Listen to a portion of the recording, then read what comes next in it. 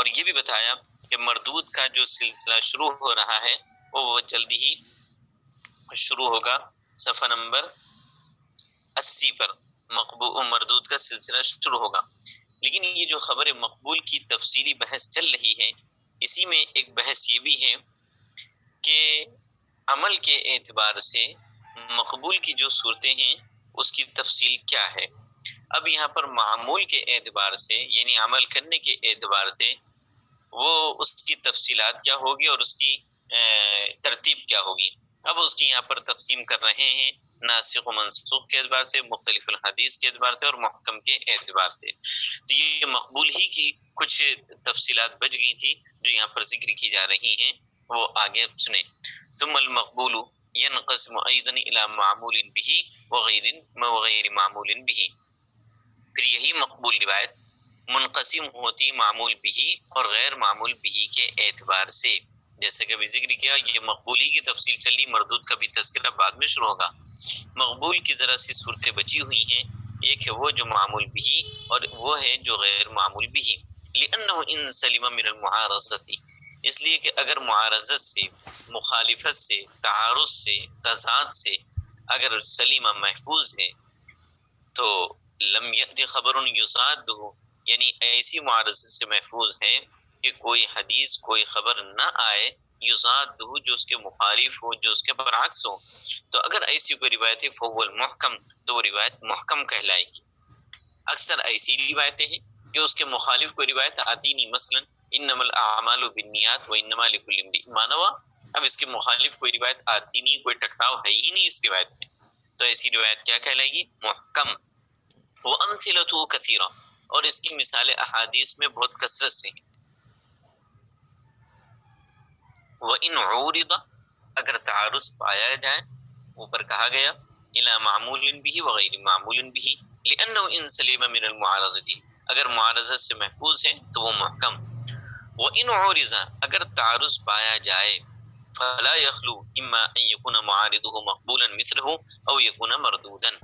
اگر تعارض پایا جائے تو نہیں خالی ہوگا اس بات سے یا تو اس کا معارض مقبول ہوگا اسی کے مثل، او یکون مردودا، یا پھر مردود ہوگا۔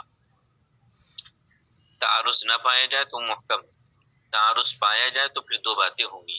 تعارض جب پایا جا رہا ہے یہ تو اسی کے مطابق وہ روایت بھی مقبول درجے کی ہوگی، او یکون مردودن، یا پھر مردود درجے کی ہوگی۔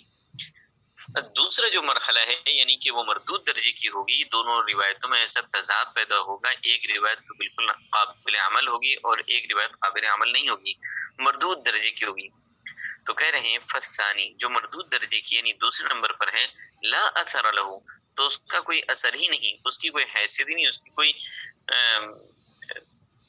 اس پر کوئی گفتگو کرنے کی کوئی ضرورت ہی نہیں، اس لیے کہ لأن القوی لا یؤثر فیہ، اس لیے کہ جو روایت اس کے مقابل میں قوی ہے، مردود کے مقابلے میں لا یؤثر فیہ مخالفت الضعیف، ضعیف کی مخالفت اس میں اثر اندازی نہیں ہوگی۔ اگر کوئی مقبول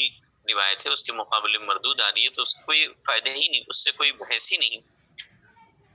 تو کہہ رہے ہیں وَإِنْ عُرِضَ فَلَا يَخْلُو إِمَّا أَن يَكُونَ مُعَارِضُهُ مَقْبُولًا مِثْلُهُ أَوْ يَكُونَ مَرْدُودًا، جب تعارض پایا جائے گا تو دو شکلیں ہوں گی، یا تو اس کا معارض مقبول ہوگا اسی کے مانند، او یکون مردودن، یا پھر مردود ہوگا۔ کہہ رہے ہیں کہ فثانی لا اثر له، دوسری جو چیز ہے مردود کی تو اس کا کوئی اثر، اس کی کوئی حیثیت ہی نہیں، لأن القویہ، اس لیے جو قوی روایت ہوتی ہے اس میں ضعیف کی مخالفت کی کوئی حیثیت ہی نہیں ہوتی ہے، اس کا کوئی اثر ہی اس میں نہیں آتا ہے۔ اتنی بات کلیئر کر دینے کے بعد اب صاحب کتاب اس بات کی طرف جاتے ہیں کہ جب تعارض پایا جائے اور تعارض ایسا ہو کہ اسی کے مانند روایت آ رہی ہو یعنی مقبول درجے کی ہو تو اس کی صورتیں کیا ہوں گی، اب آگے ذکر کریں۔ وَإِنْ كَانَتِ الْمُعَارَضَةُ بِمِثْلِهِ، اگر معارضت پائی جائے اسی کے مانند، یعنی دونوں روایتوں کے اندر تضاد تو پیدا ہو رہا ہے لیکن تعارض جو پیدا ہو رہا ہے، مخالفت ہو رہی ہے، وہ کس درجے کی؟ فلا يخلو اما ان يمكن الجمع بين مدلوليهما بغیر تعسف اولا، تو کہہ رہے ہیں جب تعارض پایا جائے گا اسی کے مانند سے، کوئی ضعیف نہیں ہے بلکہ اسی کے مانند کوئی ہے راوی، اس سے تعارض پیدا ہو رہا ہے اس کی روایت سے، تو خالی نہیں ہے یا تو دونوں کے مدرولین کے درمیان جمع کی صورت ممکن ہوگی، مدرولین یعنی دونوں کے مفہوم کے درمیان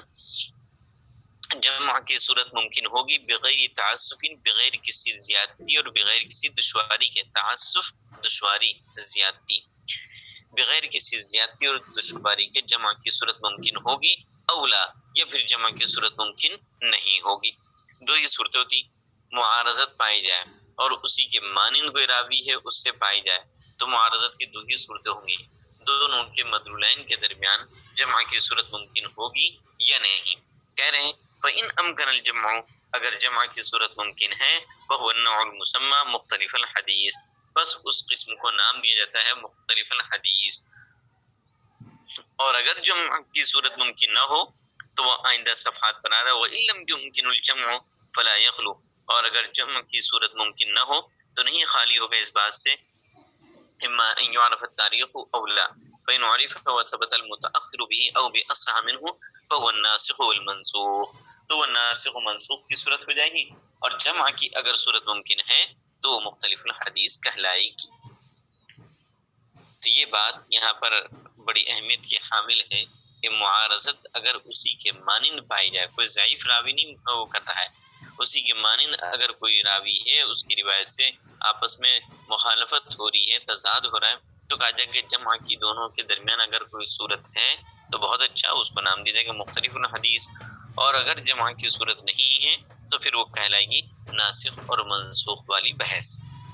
اب یہاں سے صاحب کتاب اس کی مثال شروع کر رہے ہیں، ومثل لہ ابن الصلاح، وہ تفصیلی ایک بحث ہے اور وقت میں اتنی گنجائش بھی نہیں کہ اس کو ذکر کیا جائے، وہ انشاءاللہ آئندہ پڑھایا جائے گا۔ فی الوقت یہ متابعات والی بحث مکمل ہوگی۔ آج جو بحث شروع ہوئی ہے وہ مقبول کی تقسیم معمول بھی اور غیر معمول بھی کی طرف۔ مقبول کی دو قسمیں ہیں، معمول بھی اور غیر معمول بھی۔ کہہ رہے ہیں تو تعارض پائے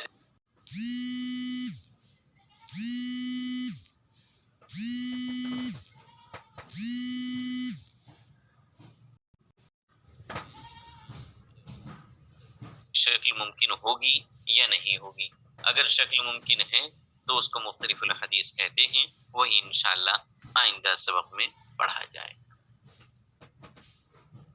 اب اس دوران جو مطالعہ کر کے آئے ہوں اور ان کو کوئی چیز